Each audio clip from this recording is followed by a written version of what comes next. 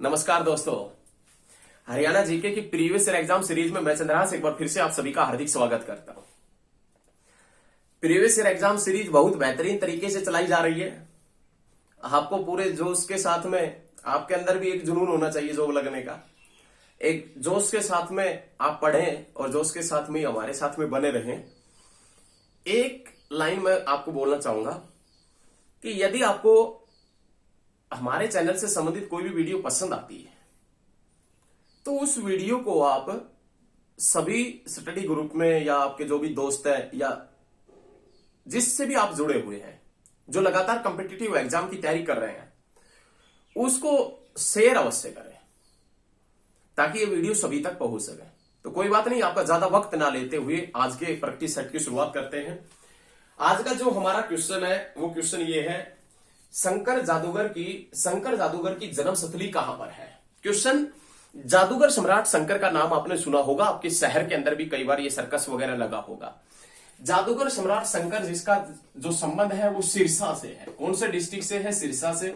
और सिरसा में कहां से है तो आप याद रखिएगा, एलनाबाद से। जादूगर सम्राट शंकर का जो संबंध है वो सिरसा के एलनाबाद से है। एलनाबाद का पुराना नाम एग्जाम में पूछ ले तो आप बता देंगे कि एलनाबाद का पुराना नाम है खड़ियाल। जादूगर सम्राट शंकर जिसका संबंध कौन से डिस्ट्रिक्ट से है? सिरसा से। कौन से स्थान से है? कौन सी विधानसभा सीट से है? एलनाबाद से। और एलनाबाद का पुराना नाम क्या है? खड़ियाल। यह पूछेगा एलनाबाद कहां पर पड़ता है? सिरसा के अंदर। ये आज का पहला क्वेश्चन है कि जादूगर सम्राट शंकर का संबंध कौन से डिस्ट्रिक्ट से है तो आप क्या बताएंगे? सिरसा से। नेक्स्ट क्वेश्चन, राजा हर्षवर्धन के समय में हरियाणा का कौन सा नगर वैभव संपन्न था?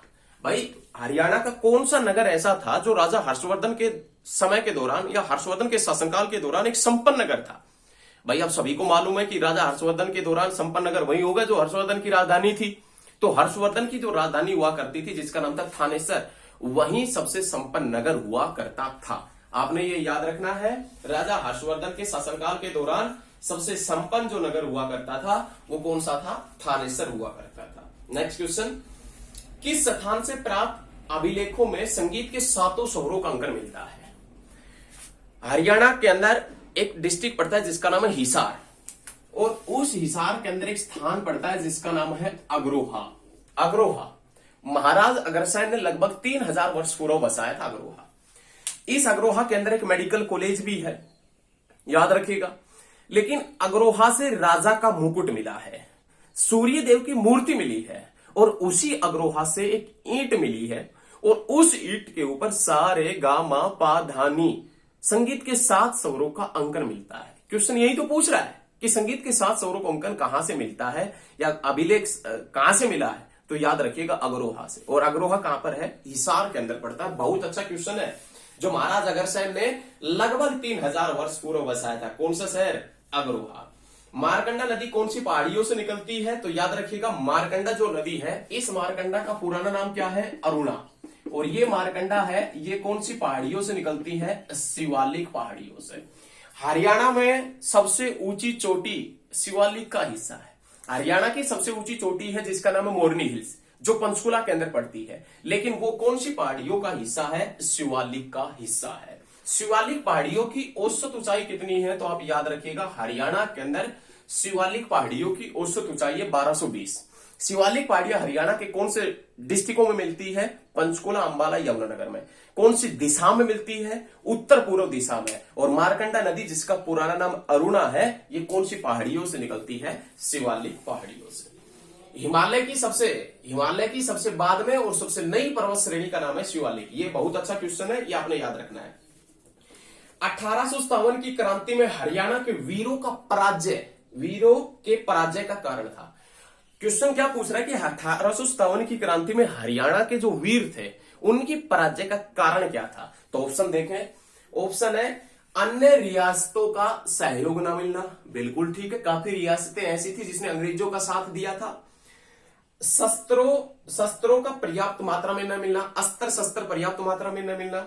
नेतृत्व का अभाव, सही बात है, बिल्कुल बहुत ताकतवर नेता इनके पास में नहीं थे। हालांकि काफी अच्छे नेता थे जिसने 1857 की क्रांति का नेतृत्व किया, लेकिन बहुत बड़े नेता नहीं थे जिसके पास में लाखों करोड़ों की फौज हो, ऐसे नेता नहीं थे।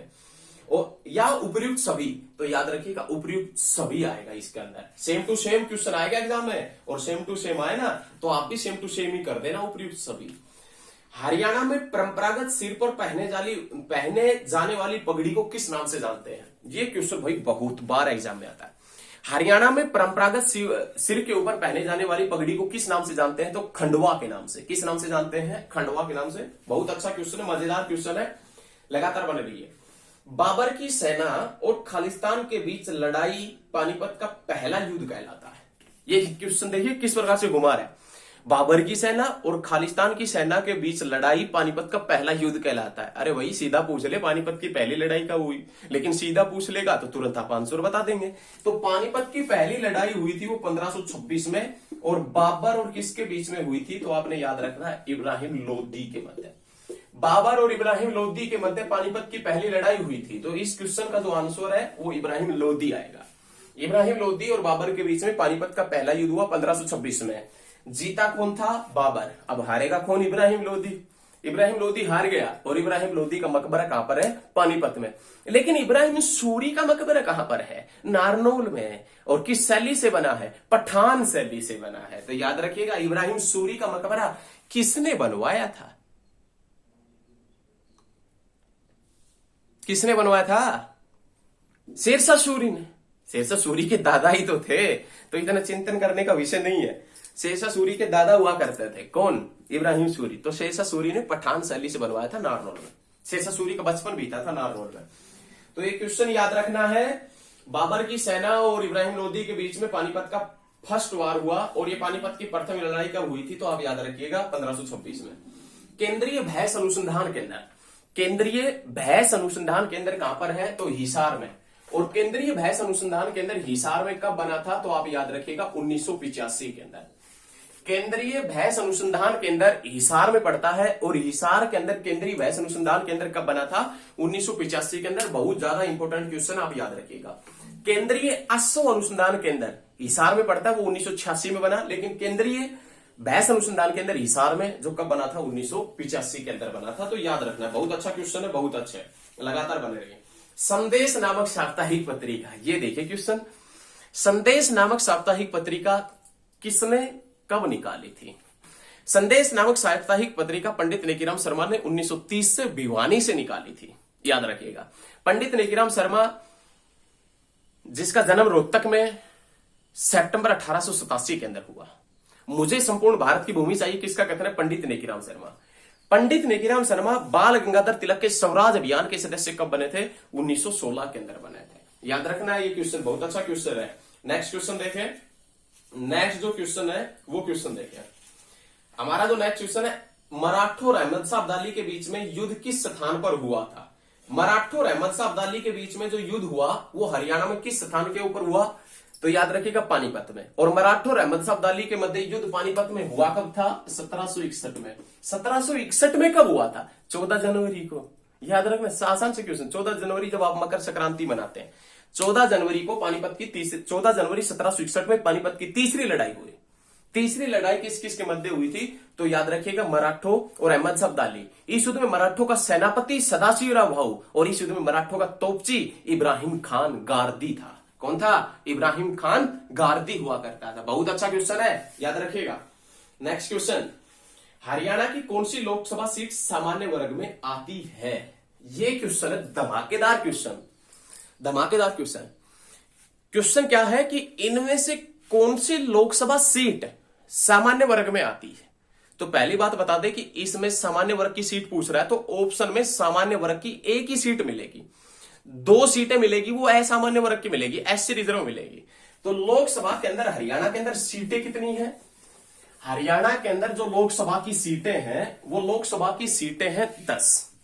उन 10 लोकसभा सीटों में से 2 सीट है, ये किसके लिए है? एससी रिजर्व है। किसके लिए है? एससी रिजर्व है। जिसमें नाम किस किस का आता है? तो आप याद रखिएगा अंबाला, और जिसमें नाम आता है किसका? तो आप याद रखिएगा सिरसा। अंबाला और सिरसा ये एससी रिजर्व सीट है। अब क्वेश्चन के तरफ बढ़ते हैं। क्वेश्चन देखें, फिर से एक बार बता देते हैं क्वेश्चन। इनमें से कौन सी लोकसभा सीट सामान्य वर्ग में आती है? ऑप्शन देखिए, अंबाला सिरसा महेंद्रगढ़, अंबाला सिरसा महेंद्रगढ़ या इनमें से कोई नहीं, तो याद रखिएगा महेंद्रगढ़। कौन सा आएगा? महेंद्रगढ़, क्योंकि अंबाला और सिरसा है ये असामान्य वर्ग के अंदर है, एससी रिजर्व सीट है, तो महेंद्रगढ़ आएगा। महेंद्रगढ़ और भिवानी संयुक्त रूप से जैसे श्री धर्मवीर सिंह जो विधायक सांसद है वहां से, विधायक नहीं सांसद है वहां से। तो ये क्वेश्चन आप याद रखिएगा। सामान्य वर्ग में पूछ रहा है तो एक सीट अवश्य मिलेगी जो सामान्य वर्ग की मिलेगी, दो असामान्य वर्ग की मिलेगी और चौथा मिलेगा इनमें से कोई नहीं। ऐसा आप विधानसभा में भी पूछ सकता है आपसे क्वेश्चन, ये नहीं है कि लोकसभा, विधानसभा में भी क्वेश्चन कर सकता है ऐसा। तो क्वेश्चन कैसे करें, आपने तैयार रहना है। पहली सीएनजी डेमू ट्रेन हरियाणा में कहां से कहां तक चली थी? पहली सीएनजी डेमू ट्रेन है वो हरियाणा में चली थी रेवाड़ी से रोहतक के मध्य, और ये रेवाड़ी से रोहतक के मध्य कब चली थी? 13 जनवरी 2015 के अंदर पहली सीएनजी ट्रेन चली थी रेवाड़ी से रोहतक के मध्य। ये देश की पहली सीएनजी ट्रेन थी, देश की पहली या हरियाणा की पहली ट्रेन, पहली सीएनजी ट्रेन कहां से कहां तक चली थी? रेवाड़ी से कहां से कहां तक चली थी? रेवाड़ी से रोहतक 13 जनवरी 2015 के अंदर। उस समय रेल मंत्री सुरेश प्रभु थे, वर्तमान रेल मंत्री पीयूष गोयल है, और पीयूष गोयल जिसका संबंध उकलाना मंडी हिसार से है। हिसार की एससी रिजर्व सीट का नाम है उकलाना, और हिसार के अंदर विधानसभा की सीटें हैं 7, और हरियाणा में सर्वाधिक मात्रा में विधानसभा की सीटें कौन से डिस्ट्रिक्ट में है? हिसार में। पुराना क्या नाम है हिसार का? इस्सू यार। किसने बसाया था? फिरोज तुगलक ने। याद रखना है आपने, सभी क्वेश्चन याद रखो, बहुत अच्छे हैं, मजा आएगा। लेकिन आप लगातार हमारे साथ में एंड तक बने रहे, मजा तो तब आएगा, देखना लगातार। हरियाणा के किस जिले में सुप्रसिद्ध धार्मिक पुस्तक लिखी गई थी? हो गया। हरियाणा राज्य से संबंध रखने वाले भारतीय क्रिकेट खिलाड़ी कौन है? हरियाणा राज्य से संबंध रखने वाले भारतीय क्रिकेट खिलाड़ी कपिल देव है। कपिल देव का जन्म चंडीगढ़ में बताया गया है, कपिल देव का जन्म चंडीगढ़ में हुआ, और इनकी कप्तानी में भारत ने वर्ल्ड कप कब जीता था? 1983 के अंदर भारत ने वर्ल्ड कप जीता था। तो ये क्वेश्चन आपने याद रखना है। कपिल देव जिसका संबंध क्रिकेट से है, और कहां से? हरियाणा से। हरियाणा में कहां से है? चंडीगढ़ से है। क्वेश्चन बहुत अच्छा है, याद रखिएगा, बहुत बार पूछता है। गुलाब के फूल की पैदावार एशिया में सबसे अधिक कहां पर होती है? एशिया में सबसे ज्यादा गुलाब के फूल की पैदावार है वो कहां पर होती है? तो आप याद रखिएगा, सबसे ज्यादा होती है चंडीगढ़ में। एशिया में सबसे ज्यादा गुलाब के फूल की पैदावार चंडीगढ़ में होती है। लेकिन आपसे ये पूछना, हरियाणा में सर्वाधिक मात्रा में गुलाब की पैदावार कहां पर होती है? तो याद रखिएगा पंचकुला के अंदर। भारत में या एशिया में? भाई एशिया में सबसे ज्यादा चंडीगढ़ में हो रही है, तो भारत में तो अपने आप ही होगी। भारत में या एशिया में सबसे ज्यादा गुलाब की पैदावार होगी चंडीगढ़ में, और हरियाणा में सबसे ज्यादा जो गुलाब की पैदावार है वो कहां पर होगी? पंचकुला के अंदर सबसे ज्यादा गुलाब की पैदावार होती है। ये क्वेश्चन बहुत अच्छा है, आपने याद रखना, काफी बार एग्जाम में पूछ लिया गया है। चौधरी चरण सिंह विश्वविद्यालय की नींव कब रखी गई थी? तो आप याद रखिएगा, चौधरी चरण सिंह विश्वविद्यालय इसकी नींव रखी गई थी 1970 में। चौधरी चरण सिंह विश्वविद्यालय जो हिसार के अंदर है, इसकी नींव 1970 में रखी गई थी। हरियाणा के सभी गांवों में बिजली 1970 में पहुंची थी। जब देश की राजधानी दिल्ली के अंदर बिजली का अभाव था, उस समय हरियाणा के सभी गांवों में बिजली पहुंच चुकी थी। हरियाणा के अंदर सभी गांवों में बिजली पहुंचा 1970 में। ऐसा कार्य करने वाला देश का पहला राज्य बना था हरियाणा, जिसने सभी गांवों में बिजली पहुंचा दी थी 1970 तक। उस समय मुख्यमंत्री कौन थे?